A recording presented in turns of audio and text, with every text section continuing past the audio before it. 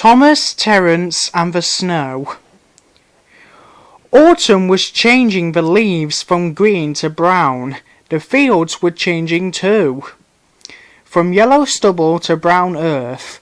As Thomas puffed along, he heard the chug chug chug of a tractor at work. One day, stopping for a signal, he saw the tractor close by.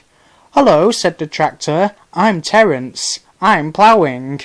"I'm Thomas. I'm pulling a train."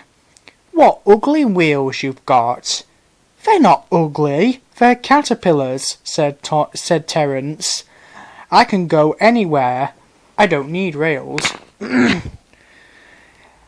"I don't want to go anywhere," said Thomas huffily. "I like my rails, thank you." Thomas often saw Terence working, but though he whistled, Terence never answered. Winter came, and with it dark heavy clouds full of snow.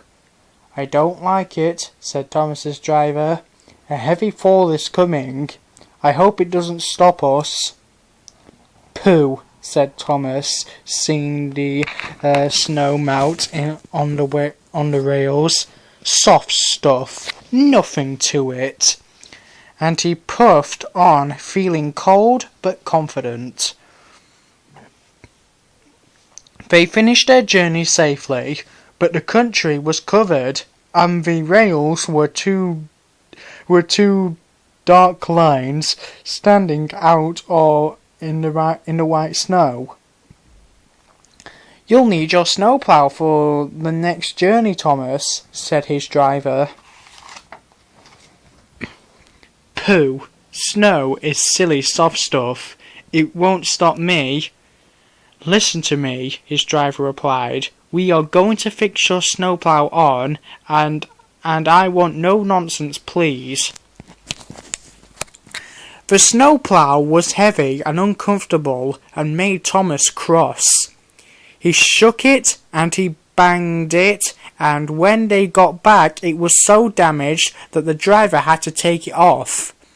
"You're a very naughty engine," said his driver, and he shut the shed door that night. Next morning both driver and fireman came early and worked hard to mend the snowplow, but they couldn't make it fit properly.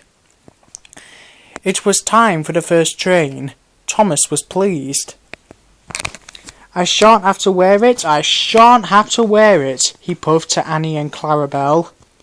"I hope it's all right, I hope it's all right," they whispered anxiously to each other. The driver was anxious too. "It's not bad here," he said to the fireman, "but it's sure to get deep in the valley."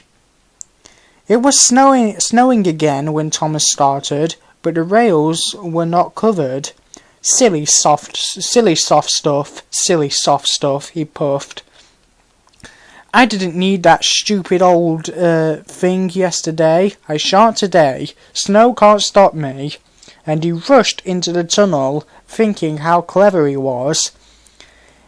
At the other end, he saw a heap of snow fallen from the sides of the cutting. "Silly old snow," said Thomas, and charged it. "Cinders and ashes," said Thomas. "I'm stuck." And he was. "Back, Thomas, back," said his driver. Thomas tried, but his wheels spun and he couldn't move. More snow fell and piled round him. The guard went back for help, while the driver, firemen and passengers tried to dig the snow away, but as fast as they dug, more snow slipped down until Thomas was nearly buried. "Oh, my wheels and coupling rods," said Thomas sadly. "I shall have to stop here till I'm frozen. What a silly engine I am," and Thomas began to cry. At last, a tooting in the distance told them a bus had came for the passengers. Then Terence chugged through the tunnel. He pulled the empty coaches away and came back for Thomas.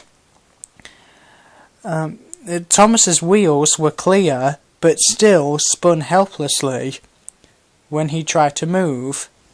Terence tugged and slipped and tugged, and at last dragged Thomas into the tunnel. "Thank you, Terence. Your caterpillars are splendid," said Thomas gratefully. "I hope you'll be sensible now, Thomas," said his driver severely. "I'll try," said Thomas, as he puffed home.